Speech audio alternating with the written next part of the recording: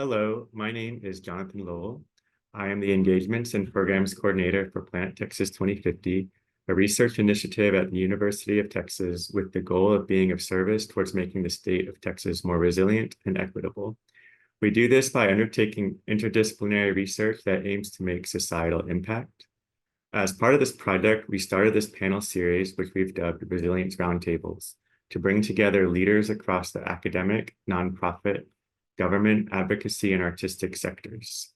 We organize these with a handful of speakers with topics that intersect with the issues of resilience, climate justice, disaster preparation and response, biodiversity, past societies and resilience, environmental humanities, and more.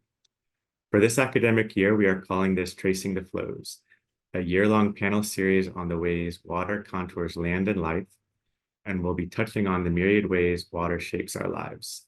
In this panel, we will discuss how researchers and managers at the University of Texas, Marine Science Institute, and the City of Corpus Christi are working to shed light on the interplay between water contaminants such as PFAS or forever chemicals and aquatic systems in the Texas Coastal Bend region. Before we begin, I'd like to read the land acknowledgement that was developed by the program in Native American and Indigenous Studies here at UT. We would like to acknowledge that we are meeting on the indigenous lands of Turtle Island, the ancestral name of what is now called North America. Moreover, we would like to acknowledge the Alabama Cusara, Caro, Carrizo Comecrudo, Coyahuiltecan, Comanche, Kickapoo, Lipan Apache, Tonkawa, and Isleta del Sur Pueblo, and all the American Indian and Indigenous peoples and communities who have been or have become part of these lands and territories in Texas. And in recognition of the ongoing and cumulative challenges faced by Indigenous peoples in Central Texas and globally, we call upon the University of Texas at Austin to repatriate the ancestral remains held by the Texas Archaeological Research Laboratory to their Indigenous descendant communities and native lands, to support the transition of the program in Native American and Indigenous studies into a center, and to establish a protocol of research and study on tribal or native lands, and to foster an ethics and practice of engaged scholarship with and for Indigenous peoples and communities locally and internationally. And so with that, I'll introduce our speakers. First, our moderator and co-panelist, Dr. Carrie Lynn Ackerley. Carrie Lynn is a research associate at the University of Texas at Austin Marine Science Institute. She studies the impacts of anthropogenic stressors on fishes on the Gulf of Mexico. Her research focuses on multi-stressor impacts, including climate change and aquatic toxicants, on the physiology, development, and morphology of fishes. Her current work incorporates the occurrence, fate, and transport of forever chemicals, also known as PFAS, in bay and estuaries along the Texas coast. She is especially focused on how PFAS impacts economically important fishes, including red drum and sheepshead minnows. And then we have Crystal Ibanez, who is the Water Quality Manager for Corpus Christi Water. She has a Master of Science in Environmental Science, a Master of Public Administration and Public Safety, and a Graduate Certificate in Homeland Security. Additionally, she holds the Texas Commission for Environmental Quality, Class A Water Operator, and Wastewater Operator licenses, which are the highest occupational licenses in the state. She has worked for the City of Corpus Christi since 2008 as the Water Quality Manager. She oversees Water Quality Division, a NELAB accredited laboratory, and the Wastewater Pretreatment Division. Each division ensures the City of Corpus Christi meets state and federal regulatory requirements in drinking water and wastewater compliance. And we have Haijun Liu, who is a research scientist at the University of Texas at Austin Marine Science Institute. His research interests are focused on the organic matter, including both natural compounds and anthropogenic pollutants in the aquatic systems. Through the application of various analytical tools, he tries to quantify the concentrations of different organic matter, understand their molecular structures, as well as their long-term fates in the system. Kaijun's current work involves the occurrences and the fates of various anthropogenic organic contaminants, including polycyclic aromatic hydrocarbons, microplastics, and tire-related toxins in the coastal systems of Texas. And there's a fourth person who wasn't able to join us. That's Valerie DeAnda, who is also a research scientist at the University of Texas at Austin. And she is currently in a submarine and unable to make it. But yes, she is still present in the content and spirit of this event. And so with that, I will turn it over to Carrie. Thank you so much for our introductions. So our plan for getting started is I'm going to give a brief overview of what kind of connects the three of us who are here in our work and our research. And then we're each going to give an introduction, a little bit more about ourselves and our research, and then we will be addressing some questions that we would like to talk about today. So I will introduce us. All right. Perfect. So the three of us are joining you today from the coastal bend of Texas. So the University of Texas at Austin, as we all know, is located in Austin, Texas. But if you drive about 4 hours south into the outskirts of Corpus Christi, Texas, you'll find UT Marine Science Institute and Corpus Christi area. And this area is actually along what we call the coastal bend of Texas. So this is the Gulf Coast of Texas. And one of the uniting or connecting factors for all of us is maintaining the health and the maintaining the health of our bays and estuaries down here along the Gulf Coast. So one of the uniting connecting factors among all of us is really understanding the impacts of what ends up in our bays and estuaries. So for today, I'll use the Corpus Christi Bay as an example. So one of the factors that really affects us down here on the Gulf Coast is actually not just from what we produce down here in our cities.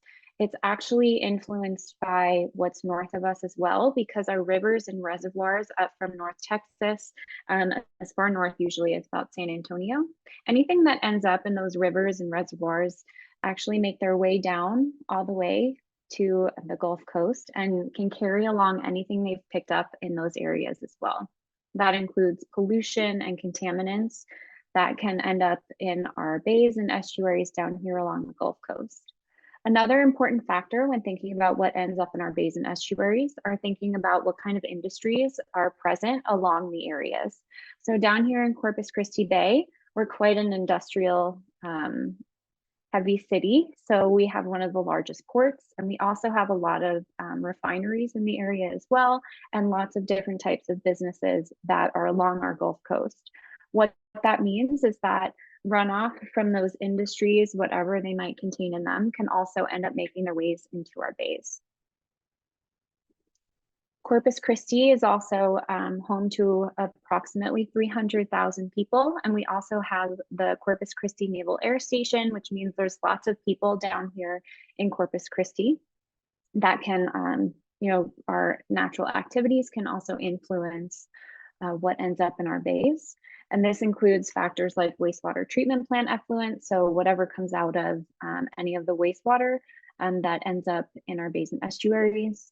It can also be things like pollution that are left on our streets after rain events that can affect what goes in our bay as well. And so what we're really interested in is understanding the impacts of these factors on the bays and estuaries along the Texas coast. So looking at how contaminants actually get into the bays and estuaries, looking at how much of these contaminants are present, looking at whether or not these contaminants are regulated, and also look at how they're affecting the organisms that live in or actually rely on the bays and estuaries. This goes from everything from the microbes that live in the bays and estuaries up to the fish and the human beings that could be eating things out of these areas as well. I'll now jump into a little more information about me before I hand it over to my colleagues. So as Jonathan said, I am Dr. Carrie Lynn Ackerley. I'm a research associate research scientist at UTMSI. My research focuses on physiological ecology and aquatic toxicology. And I study a lot of things in estuaries, from oysters to fishes. And one of the main focuses of my research is how these contaminants that end up in our basin estuaries can impact the fishes that live there. So some general questions that I answer with my research is, where do contaminants go once they enter the estuary? How do they impact fish development and performance? So the important fishes that live in the estuary. How do they build up inside the bodies of marine organisms? I study things like oysters and fishes that are important for people to eat. So that's another aspect of the work that I do. And then also I look at how these contaminants could eventually impact humans. So we assess risk that could come with some of these contaminants. Two of the species that I work on down here are red drum and southern flounder. They're both economically and ecologically important species that are important for fishing, recreational fishing, and also for consumption for people to eat. And one of the interesting things about estuaries, especially down here in South Texas, is that they're very important nursery habitats for larval or baby fishes. And so I actually study not only larger red drum and southern flounder, but I also study how contaminants and different toxicants can affect the baby fishes as well, which can give us some information on potential impacts to the populations. And so what I'm really interested in is how contaminants impact fishes across their lives and what we can do to understand and potentially assist with some of that toxicant exposure.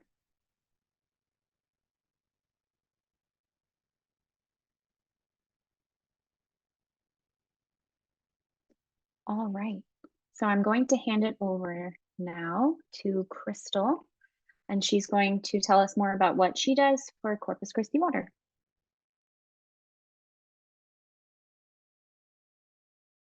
Thanks, Carrie. Yeah, absolutely. So thank you at first for having me here today. This is really exciting and a little bit different for me from my normal day-to-day job. So that's keeps things interesting for me. I've been with Corpus Christi Water for about 16 years now in various roles within the water department and wastewater department. It's been really interesting to get to learn what goes on in a city, how things are not only handled from a regulatory perspective, but as we see new things coming through as a from regulation perspective. That's something that we try to keep up with every single day.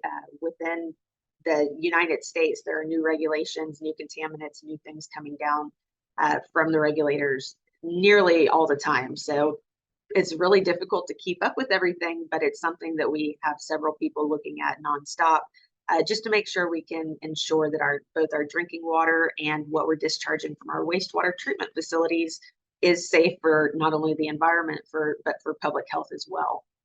So a little bit about what my role is. There we go. About Corpus Christi. So we are, for those of you that aren't aware, because I know most of you are probably based out of Austin, Corpus Christi is the 8th largest city in Texas. We have a population of about 316,000. That's nothing compared to many of your bigger cities, but it is pretty substantial in terms of what we are treating for our wastewater plants and what we are treating as well from our drinking water perspective and sending out into our cities.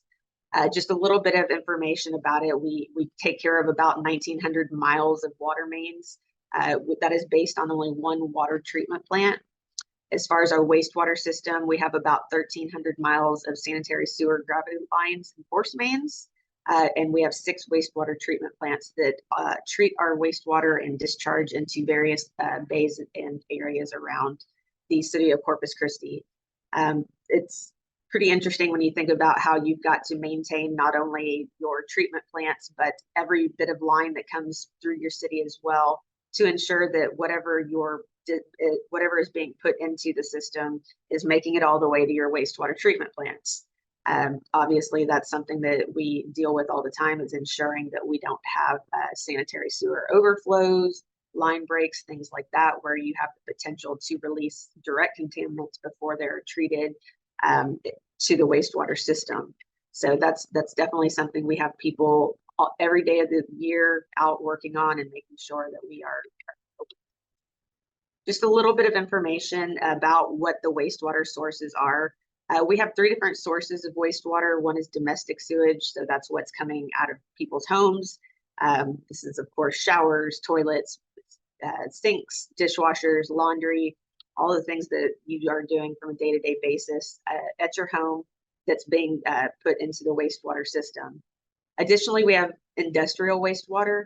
That's going to be any of our industrial facilities. So any of the locations around your city that you can take a look at. Some of the bigger ones are like dry cleaning facilities where you have a large amount of laundry going through. And of course, that entails chemicals, which are used to remove stains, remove things from your laundry, but then of course get discharged into our sanitary sewer system. Lots of different facilities like metal finishers and things where they're using different chemicals, different compounds to do their processes, and of course are then discharging. I'll talk a little bit more about some of that process in just a second. And then one thing people don't think about is storm sewage. So there are 2 separate sewer systems. You have, for most cities, you have a sanitary sewer system, and then you have a stormwater sewer system. That normally goes out to your areas untreated. You don't go through the wastewater treatment plant. However, if you ever drive around the city or next time you're walking your dog or whatever it is you're doing, keep an eye on people's yards where you typically have a PVC pipe with a clean out. Those caps, they get hit by lawnmowers all the time, or people remove them not realizing that they're necessary. So things like that create intrusion into our sanitary sewer system of rainwater. That is typically not an issue, but it can overload the system, which can, of course, lead to other problems as well. But those are the 3 biggest sources of wastewater that you have in a system. So some of the things that we do to protect not only our wastewater treatment plants, but of course what we're discharging as well is wastewater pretreatment. So we and every city in Texas is required to do the same things. We have annual restaurant inspections and sampling. So any restaurant within our city, we here have about 1,800 that we do every year.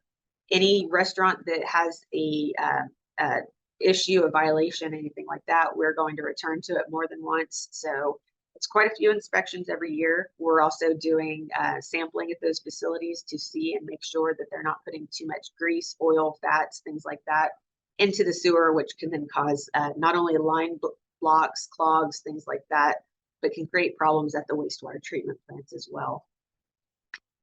Industrial pretreatment is another one that we focus on heavily. So we require all industrial facilities that are discharging a certain amount, 25,000 gallons or more per day, to have a discharge permit. We do quarterly sampling at a minimum. Some facilities, depending on what their process is, we do require more frequent monitoring. That's going to make sure that they're not only meeting our local standards, but also state and federal regulations as well. Every limit that is made for each permit is based on where they're going to be discharging to, which wastewater treatment plant is going to be receiving their waste, and then what the area that that wastewater treatment plant is discharging to can handle as far as a waterway. So any waterways that may have be more sensitive, of course, are going to have lower limits and be more critical in terms of focusing on ensuring we're meeting those limits as well. And those are based not only on human health standards, but also aquatic life as well. Any violations, we can actually go up to termination of their services. So we do have the authority, within our city regulation and within our government to not only issue citations, send people to court, but also to terminate service completely if they're not following our standards and the others as well. So as far as a wastewater treatment plant, we've got a little bit of a diagram here. So you can see that wastewater collection is taken from your city, of course, and first step is actually screening out any large materials. Big things get into our sanitary sewer system all the time. One of the biggest issues these days is wipes. People think that they're flushable. They say they're flushable. No wipe is truly flushable. We have a lot of clogs that come up from these types of materials. So all of that gets screened out before it even goes through the wastewater treatment plant. We also go through an odor control process at this point, and then it starts with primary clarification. That's going to remove anything naturally that we're able to pull out of the wastewater and actually have it settle to the bottom. So we use different chemicals to weigh those particles down, and then we're able to remove that sludge from the process completely. Those solids go to a different location. They typically are going to our landfill or to a drying bed area as well.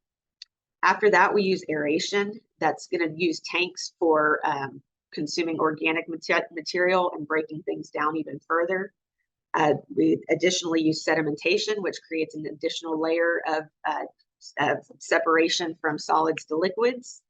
We then filter once again to ensure that we are removing every last bit of particle, and eventually do disinfection either through UV treatment or through chlorine treatments. At that point, we're also doing additional testing to ensure it meets all of our regulatory requirements, and then it's being discharged into the permitted water body. This is an example of one of our wastewater plants, and you can actually see, I don't know if my mouse is going to show on there, but you can, you can see the discharge over on the right of the screen where you can actually see the flow going into the area. This is one of the areas that Carrie and her team are very familiar with. They do a lot of sampling in this area to look at some of the contaminants that could be discharged from wastewater plants. And all wastewater discharge that we're putting out is required to meet Texas standards as well as federal standards. We have individual permits that we follow and that we are limited to as well. So we as a city entity get a permit for each individual wastewater plant with stringent limits that we have to follow. Either if we don't, we're of course incurring fines and getting penalties for those sorts of things, and have the ability to have that taken away from us. But ultimately, our job is to protect human health and aquatic life. And one of the things I like to remind people is, that we live here too. This isn't just a job for us, but we're not only living here, but we're raising our families. We drink the same water. We use the same recreational waterways to do fishing and activities. And that's makes it just as important to you as it does to us. Okay, that's all I have at this point. And I'll go ahead and pass it on.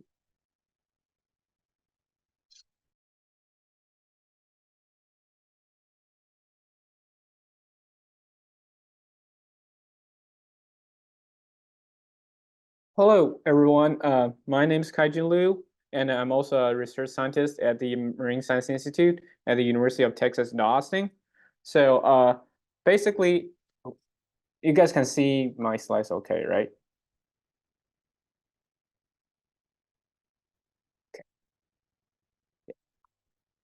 Okay, so basically, I consider myself as a chemical oceanographer, which means instead of analyzing fish or oyster, I'm more focused on the chemicals or compounds in the aquatic system that includes the water and the sediment.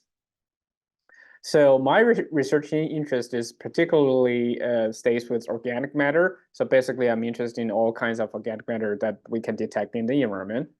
And that includes the natural organic matter, which is like things are naturally presented, like things probably coming from the terrestrial or things generated by the phytoplankton. So those are the natural organic matter.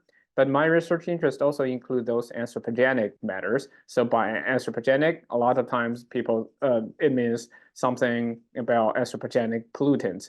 For example, the pollution from the oil or the pollution from the tire related stuff.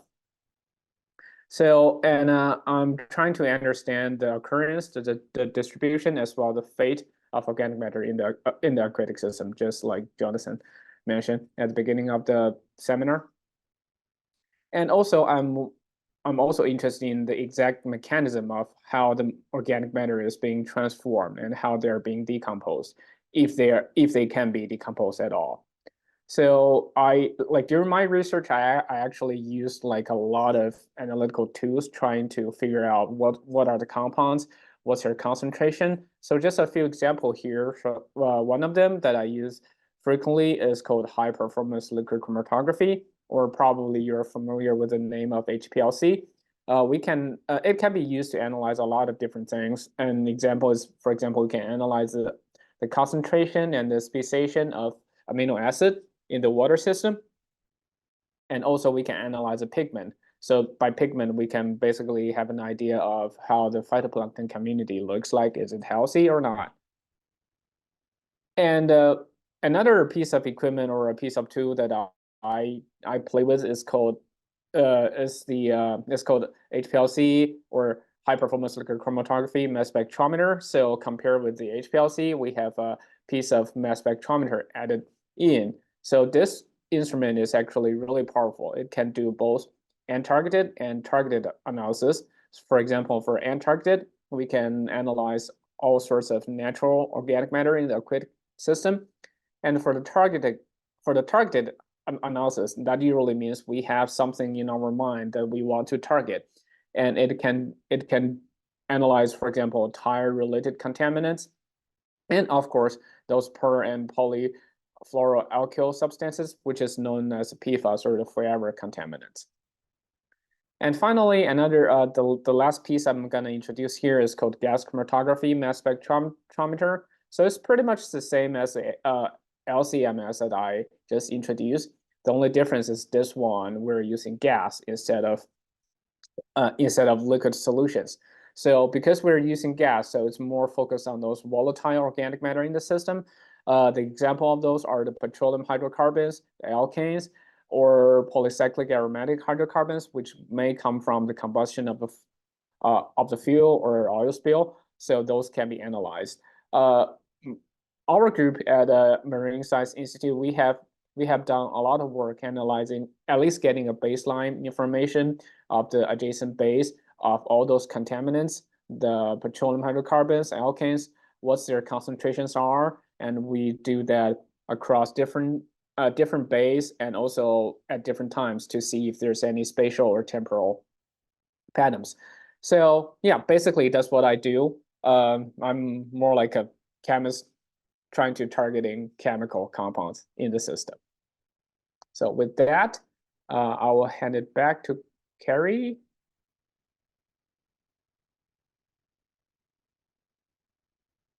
All right, thank you so much for all of our introductions. We do have some questions that we're going to talk about among the three of us about some contaminants and some of the challenges and best parts of our research and our positions. And then we're at the end definitely going to take any questions. So feel free to put questions in the chat for us to address at the end. So one of the first questions that I wanted to bring up among the three of us was based on the work we've been doing and over the last few years, what are the most prevalent emerging contaminants that we've been finding along the coastal bend? I can start with Crystal, since you are our person who does so much with our local water before it even gets to our basin estuary. Sure. So the biggest one that you mentioned, of course, is PFAS, per and polyfluoroalkyl substances. This one is getting a lot of attention in the news. EPA just put in regulatory limits for drinking water. It's expected that the EPA is going to start looking at our wastewater discharges as well here in the very near future. These substances are called forever chemicals, as you guys mentioned, for a reason. They're very hard to get rid of. They're very hard to have broken down. And even though that they are, being removed from a lot of the products that the United States produces, many of the products that are still coming to us from the overseas are still containing these products. Either that or substitutes are being made, but may just be causing the same problems, or others as well. The other one I can think of off the top of my head that's a really big one right now is microplastics. Here in the coastal bend, that's also a big one. We have a lot of industrial facilities that do production of materials that are contributing to microplastics and meat in the waterways. And then my bigger one, of course, that I love to talk about are pharmaceuticals. You know, everyone's on something these days, and it all has to go somewhere. So I talk about a lot how, you know, people are overdosed of the medication that they're prescribed, and that typically is going to pass right through your waste system into our wastewater collection system. And as of now, the technologies that we use don't remove those products. So all of that we get rid of ourselves from our bodies is going straight out into our waterways and our bays. So that's something that those are the three ones that we're definitely starting to focus on, and we're starting to figure out what we can do about. So. And I'll add to a lot of the research that we're doing at UTMSI. So I work with Dr. Krista Nielsen in her lab, and a lot of the work that we're doing specifically on, you know, red drum, southern flounder, other important prey species here are looking at PFAS, since they're known to have negative health effects in humans and also wildlife, pharmaceuticals. So we're looking at things like anti-diabetics, metformin, Ozempic, just because, as you said, they pass through the body and end up in wastewater, and we don't, you know how they affect the human body and can be great for people, but we also, you know, as they become more common, have to really understand how they could be affecting wildlife. So at least we have that baseline of understanding. And then for microplastics, there are so many different kinds of microplastics. And one of the things that Kajun and I have actually been working on together over the last few years is looking at things that can actually come off of particles from like a chemical standpoint that can then affect things that live in the water. Because once those plastics, or even things like pieces of tires, can leach chemicals that we weren't even thinking about, and then those chemicals end up in the water, and then they end up affecting wildlife. Kajun, do you want to talk a little bit about what kind of sampling you do for those kinds of contaminants that we see on the coast? Yeah, definitely. So I would like to say I totally agree with Crystal. We see a lot of microplastic. So if you guys are interested in the microplastic, we actually at UTMSI we have a program. It's called Nerdle Patrol. So that was initiated by Jace Tunnel. So at first it's just it's more like a citizen scientist project where people just go get on the beach, and then they see how many small, well, we call those spheric shape small plastic, we call it nurdle. As technically it's microplastic because it's small enough. And so citizens, you're welcome to just get onto the beach and then see how many those nurdles that you can collect within the 10 minutes. And then you can report your data. Just report the distribution or the amount of nurdles that you collect to the Nerdle Patrol website. And also, I think later you can actually, we start to distributing those little small vials and tweezers for you to do the collection, and so that you can send the samples back to us. And we can do the analysis.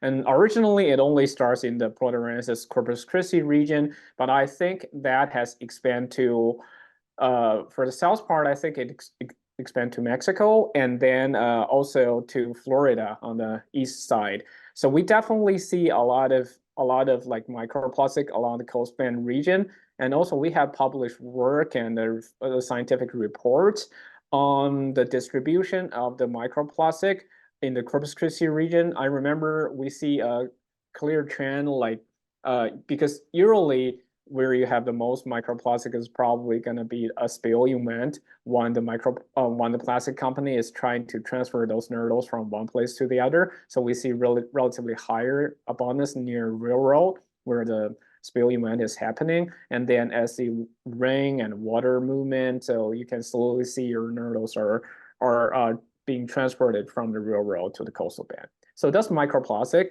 And yeah, one thing I need to mention that in addition to microplastic itself, we also study the other chemicals that are associated with the microplastic. For example, PAHs, which is the polyaromatic hydrocarbons, And PCBs, those are usually used as pesticides, so those are toxic and carcinogenic. So yeah, microplastic is definitely one really important thing, especially like Corpus Christi is developing as one of the probably the petroleum related industry is probably the most important economy supporter here in the Corpus Christi region, and plastic is considered pretty much the downstream of petroleum industry. So as Corpus Christi is expanding that way, so yeah, microplastic is something we definitely work on. And also the other thing that Carrie and Crystal didn't mention is those petroleum-related contaminants like PAHs and alkanes, because we do have a lot of ship traffic here in the Corpus Christi region because of the port of Corpus Christi. We pretty much have all the oil tanks coming from Gulf of Mexico have to enter the port through like where we are. So we do see a lot of, well, I wouldn't say the concentration is not as high as the other really highly polluted one, but yes, we do detect PAHs and alkanes in the water and in the sediment. And also, yeah, other chemicals, PFAS is definitely something, and its concentration is quite high, surprisingly high. And the other contaminants that I could think of is some of the tire leachate related related contaminants that are known to kill fish in the west coast of the US. Yeah, those are and also we have also done some pharmaceutical and personal care stuff analysis. But we're more focused on the photoresis wastewater treatment. Yes, we see, especially after spring break, you will see a jump in the concentrations of those drugs. So yeah.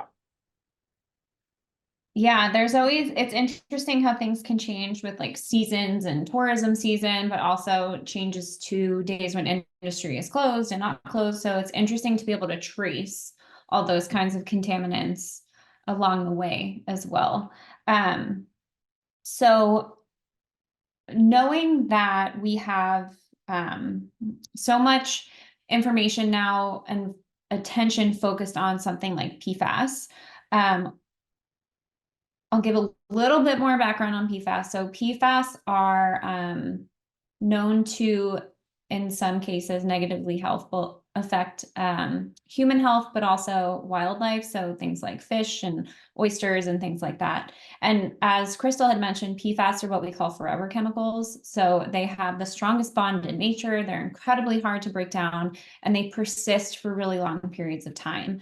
And one of the things that we're currently focused on in research is not only figuring out how these PFAS could be affecting things that live in the environment, how they end up in the environment and where they go, but also how to get rid of them.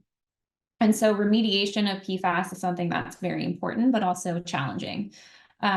So a lot of the attention right now, as it should be and is expected, is on things like drinking water. So understanding where PFAS are coming from, how they're ending up in drinking water, and then how that could be affecting human health. But Crystal, do you know of any kind of attention that has been given to potential remediation for PFAS, or is it really right now just figuring out how much there is and what's there? So there's actually several pretty decent treatment methods that are available, especially for drinking water and wastewater facilities. The problem is they're very expensive. So you have to realize that there's a balance when it comes with something like this. I know most people immediately think, health is prioritized. It doesn't matter whatever the cost is, but then when you start explaining that that cost has to come from somewhere and it's going to end up being ratepayers that are paying for that cost, you have to help them understand that, how much are you willing to spend each month on your water bill or your wastewater bill to make sure that we're removing 100%, 99%, where's your threshold here? So there are some really good treatment methods. There are some facilities that are having to start actually putting those in place now. Just last week, an article came out about Fort Worth. Fort Worth is had like 500 times the limit of one of the PFAS compounds, which is PFOA. So they're actually already initiating putting in granulated activated carbon, GAC, at one of their facilities to begin helping to remove that. The problem is then what do you do with the GAC? So you still have the PFAS in this, in your granulated carbon. So then you have to either, figure out if you're going to put it in a landfill, which is still going to be problematic because then you have potential for rainfall and runoff to enter your waterways anyway. Deep well injection is just some of what people are doing now, which is basically burying it as far as you can, which seems like a great idea now. 100 years from now, it's probably going to be somebody else.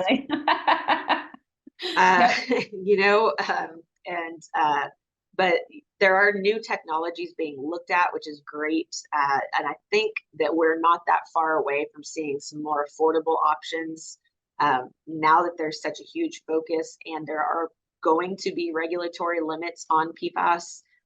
There are a lot more companies ready to make that buck by coming up with new technologies and new things to try.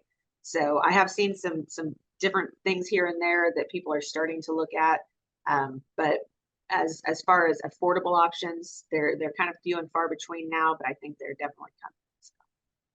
I think you also bring up such a good point. So we're obviously, one of the things that we, as, scientists and academics, we often get so focused on the research and what's happening in the environment and in the lab, and we want everything, to change and all that kind of stuff. But there's a lot of practical things, I think, that kind of get lost when you're just focusing on, for us, PFAS are not fantastic for fish, so we should get rid of it. And I think a lot of the discussion needs to come down to discussions with policymakers, discussions with people who have the knowledge of, yes, there are ways to get rid of it, but there's going to be a cost and benefit analysis as well, just because that's realistic.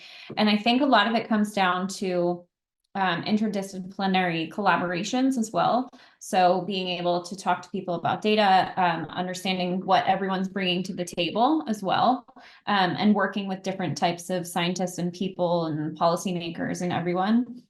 Because I think that having more diverse teams can also help educate the public as well. And so one of our goals is always to make sure that our science is more accessible and help people understand that, yes, PFAS are an issue, but there's also realities behind what can be done and our understanding. And also there's thousands of different kinds of PFAS. And if we're only testing for 40 of them, we don't even know it's in the environment or where they're going. And remediation is, an exciting place to go from here, but also understanding, that there is always going to be that cost and benefit analysis is important.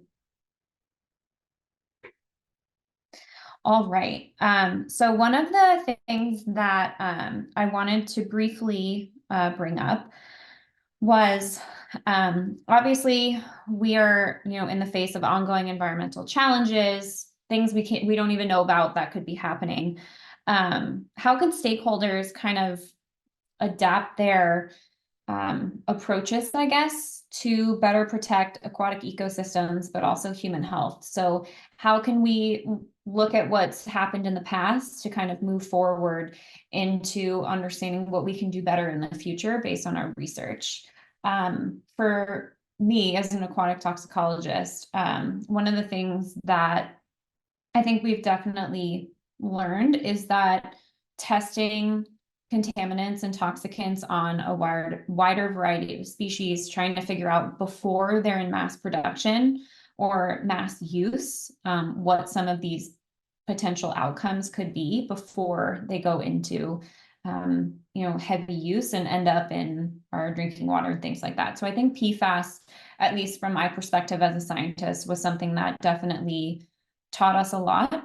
We're still learning because there's still so much we don't know. But Crystal, do you think PFAS are a good example of how we can kind of go towards the future with other contaminants that could be coming about that we don't even know about?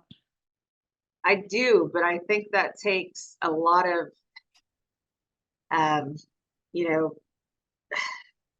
it's really difficult for me to really answer that because, I think about the things that we're doing today and, everything that we do, we think that we're doing correctly, but in 50 years, we start to understand, oh, wait, you know, this was something that we didn't realize because we didn't have the technology or we didn't have the information. Yeah, definitely. I think things should be looked at much closer, but, you know, at what scale and at what, when do you start saying, well, no, that's not, you know, something that we can use anymore? Just like PFAS that you're talking about, you know, we've figured out that some of these contaminants can cause human health problems. They can cause environmental issues, but they're still being produced in a different form. So we still have to have these products that we've become reliant on. We still want our Teflon pans. We still want to put out fires with the best available technology. Firefighting foam is one of the biggest, you know, reasons that we on coastal communities have high levels of PFAS.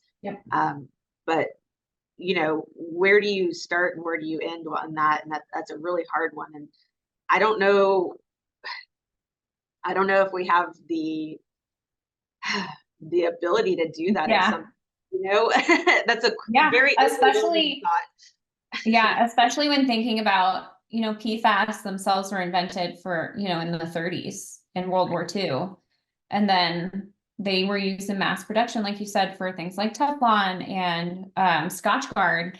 And it took so long to figure out, oh yes. I don't want to have to iron my clothes and I don't want stains on them either. So yeah, you know, I know. And it's you know, trying to figure out how these kinds of toxicants, like what the properties about them that make them so useful also kind of make them a problem. So it's, you know, like you said, where you draw the line, especially thinking how expensive, you know, how much money is generated and all this testing could, you know, come at such a cost. And then what do you testing and how do you set limits? It's a lot of things people don't actually think about, especially from like the remediation side as well.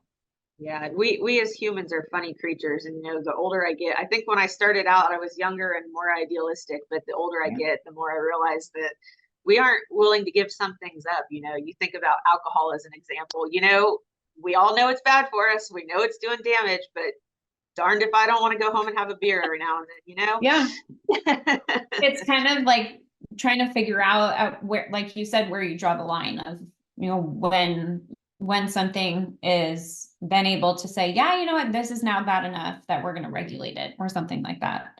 I promise y'all, I'm not the enemy here. I really do. No. It's actually one of the things that I think has stood out to me the most about toxicology, for me at least, Kaiju, and I'm not sure about y'all, but is being able to work with, you know, policymakers and regulatory bodies to be like, hey, this is what we're measuring, this is what we're interested in, here's how it's affecting the environment. Where do we have common interests? Where can we work together? How can we combine data just to kind of benefit the ecosystem as well? And I think that's been one of the best parts of, you know, being able to establish relationships with the city and, you know, work on local ecosystems, is that you're able to align goals together. So figuring out, we want to do this study in this bay. Here's some point sources of where we think contamination could come from. If we measure this, would you be interested in those data and talking to us? And it's just establishing those relationships and figuring out everyone, you know, has a common goal, and everyone's going to have different things that they need to achieve, obviously, or standpoints, but just even starting the conversation is critical for actually developing a healthier ecosystem. That's right. And I think the government is becoming more, you know, ready to accept these things, and there are more research opportunities, more grants, more things that they're actually providing to local governments as well. You know, we're currently working on a grant from the Texas Water Development Board that's, you know, if whatever improvement you think you can make, you know, pitch it to us and let's try to get you some funding for it. So things like that there are available, and I think that a lot more cities and governments are starting to utilize those things, because we recognize that either there's a problem we need to fix, or, you know, there's going to be a regulation coming. Whichever one it is, we still have to face it. And if we're ahead of the game, it's going to be a lot better for everyone. And, you know, there's no point burying your head in the sand and just ignoring problems. We need to figure out if we do have problems. And, you know, like I mentioned, we live here too. We drink the water, we use the wastewater system. we go fishing, kayaking, whatever in the same areas. So I definitely am not wanting to put anything in that wastewater system or discharge into the bay that I'm not willing to put myself into as well. So Yeah. it's becoming more aware and becoming, I think, something that's become better for all of us. And a lot of that, I think, is advocacy on the part of researchers and scientists, and the technology that's available now to kind of spread the message. You know, it's it's not always a great thing because you get a lot of misinformation spread, but I Yes. think using the technology we have, we're able to get more information out there about what kind of things we need to be doing. And then we have, of course, citizens and other people in the environment, in the community, that can then come to us and advocate for these things. For sure. I think too, what's interesting is that a lot of the data are just available. So people can always just go check what the water quality is by them and look at those data. And I think part of it comes down to having people who are willing to reassure the public that everything is regulated, everything is within limits, and if it's not, it's taken care of, so that you don't get something like panic. Like PFAS are getting so much attention right now, and it can really make people panic, but kind of having that ability to take a step back and say, okay, this is what we know, this is our drinking water. I mean, Corpus is already ahead of the game because you've been measuring, so there are data, we do know.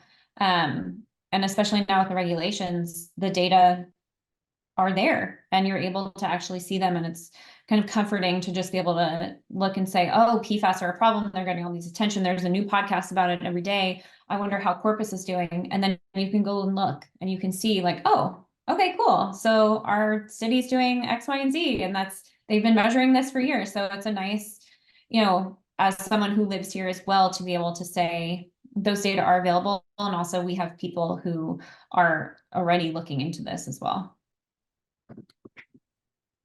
Kajun, did you want to jump in there, or should I get into our question that we have? Yeah, I was just gonna bring up the questions because we have been talking about the interactions between our researchers and the agencies. So yeah, I think it's the perfect time to introduce that question. So the question that we have is, how often, if at all, do you get to advocate for your findings in public policy settings or get approached by government agencies for your research? I can answer this one first if that's fine.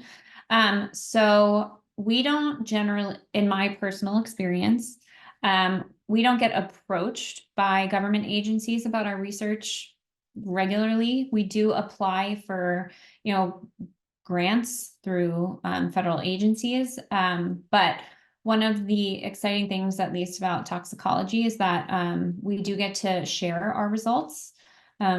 Oftentimes when we go to our meetings to present our scientific research, our results are also seen by people on the industry side. Some cities attend our conferences as well. So we're able to get our results out to a broader audience.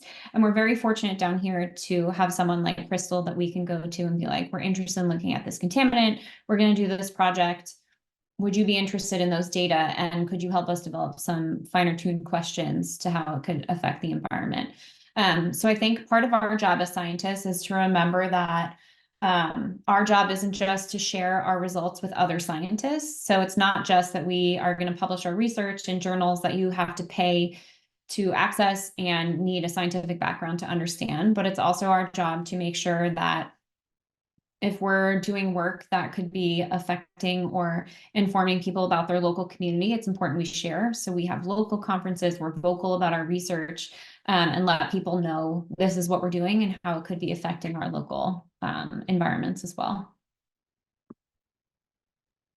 Yeah, I would like to add to that. It's we also collaborate with a lot of, they're probably not like technically government agencies, but they are third-party agencies. For example, we have CBBEP, Coastal Bend Bay and Estuary program or something. So we have, and also Texas General Land Office, and so we have collaborated with them for many times, and but we analyzed different concentrations and the distribution and the spatial temporal pattern of specific contaminants in the coastal band region.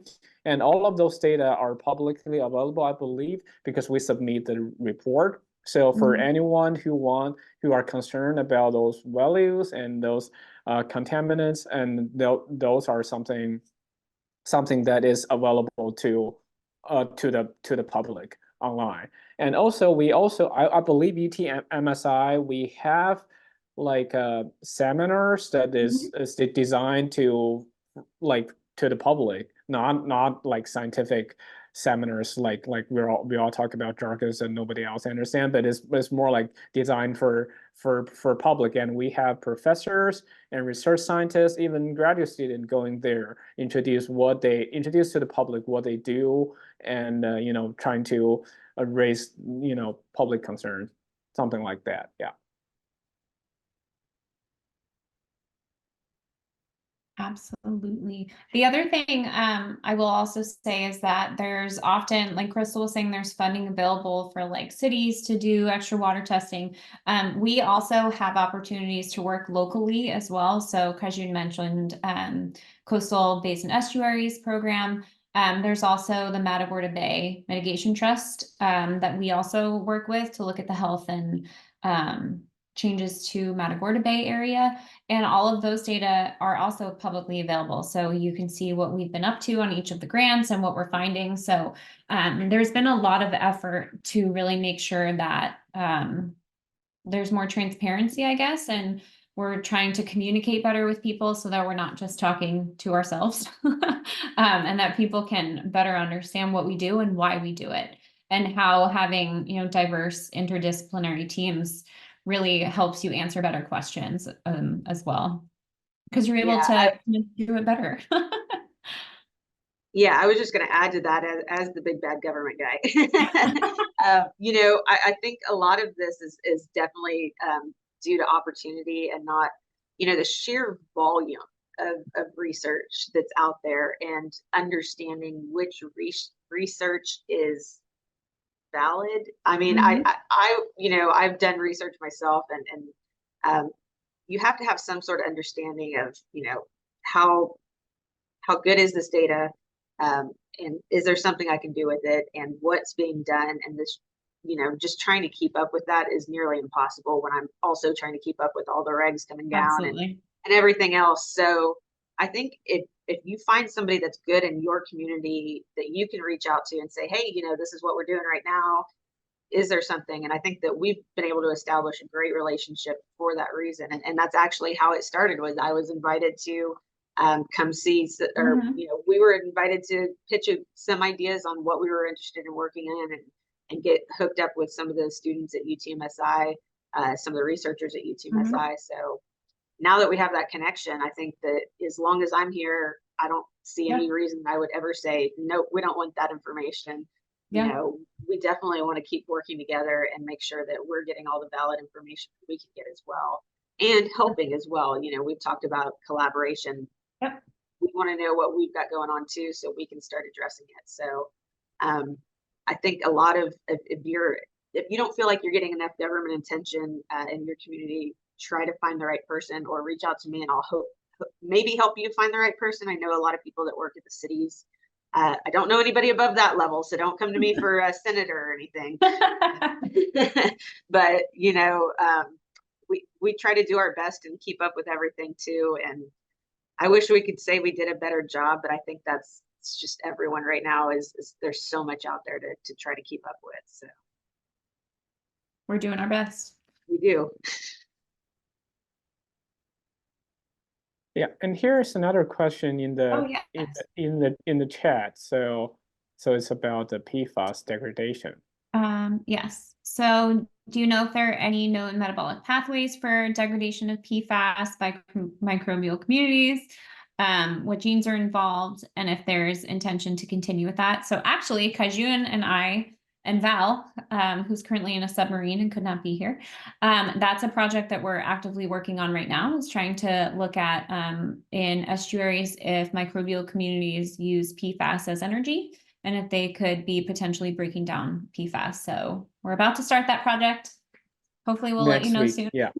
Next week. We're literally collecting our samples next week. So Yeah, there has been some papers published, but I don't recall there is a specific paper talking about the metabolic pathway, because it's chemical is really hard to break down the carbon and fluorine bond. It's so strong, and but it has been proposed that PFAS in the environment can actually be degraded, but it's more like co-metabolized. So it's not. PFAS is not their focus. They're metabolizing some other stuff, and then PFAS is just like their byproduct. The degradation of PFAS is pretty much like a byproduct. But yeah, there's not a lot of things following this, and we're trying to use some stable isotope labeling and also some high resolution mass spectrometry, where just combination of these two, trying to find out just in our local environment if we can see the decompose of PFAS. And also the analytical approach that we use should be able to enable us to find out exactly what are the microbes doing this. So I guess stay tuned.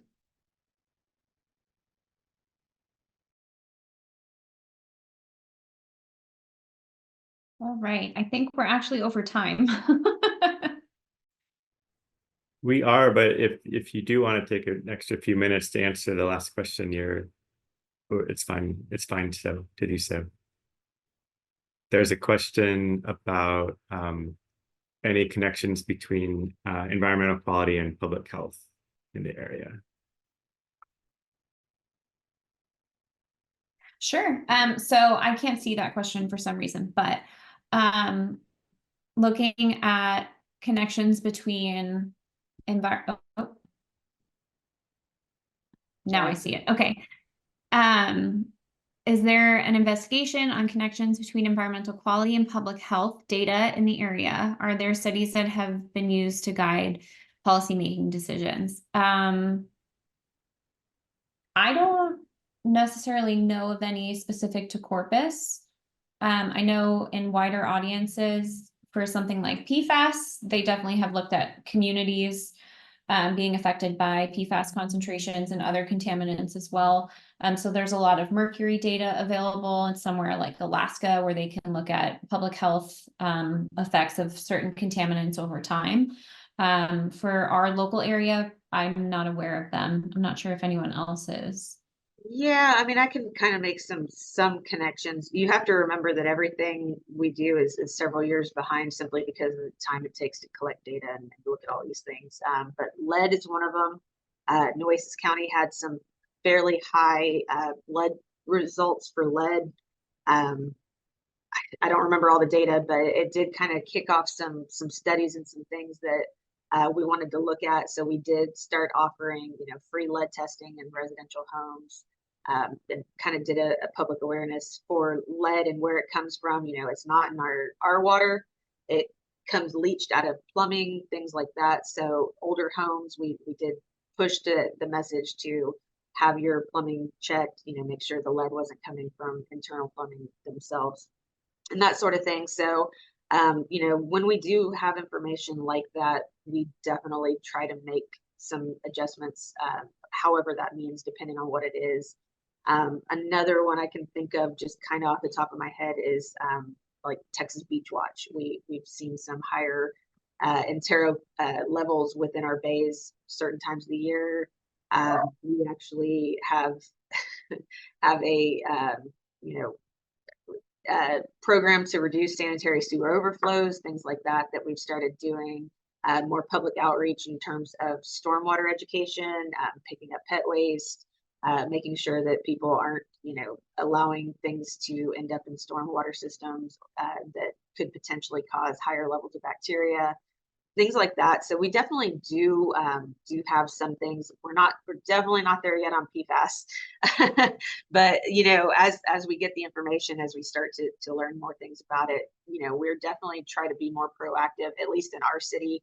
I can't answer for everyone, but I know Austin is great, San Antonio is great, so I'm sure many of the other cities that are a little bit larger and have that sort of information available to them are probably on top of things too if you start looking at it. You know, I know they both those cities themselves have great lead programs as well.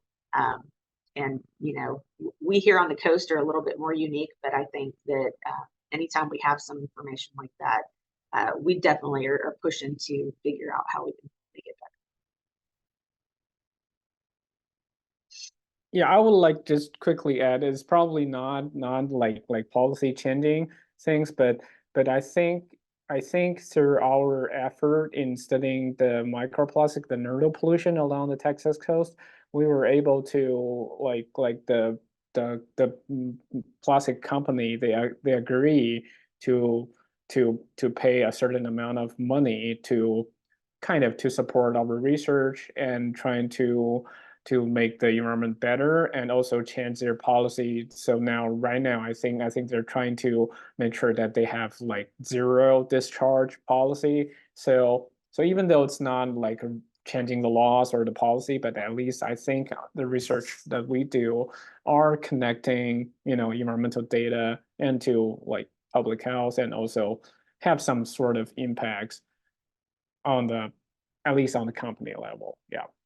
Yeah, and I think, you know, if you start thinking about the federal and state levels, it's the same thing. As soon as this data is getting out there and these problems are being seen, you know, yeah, and I will tell you right now, everything takes about 10 times longer to do in government than it does anywhere else. But, you know, look at EPA and passing federal regulations just last week on PFAS levels. And sure, there's a lot to be desired. We want to see more of them. We want to see more testing. We want to see more, but it's getting there, and it's starting the progress, and it's starting cities actually looking at these things. And hopefully as they start looking at them, they'll start detecting more levels of other things that they need to be looking at. So I think, you know, nothing's quick in government, and I can promise you that, but you know, it does get taken, you know, into consideration in terms of policy. It just takes a long time to get there. You know, if you can talk to your senator about fixing that process.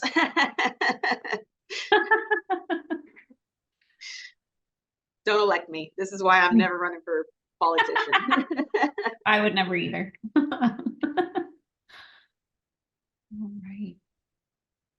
Thank you so much, everyone, for all your questions and for taking so much time to chat with us today. Absolutely, and thank you to our panelists. And I just wanted to mention I added a link at the bottom for our upcoming panels if anyone wants to register for those.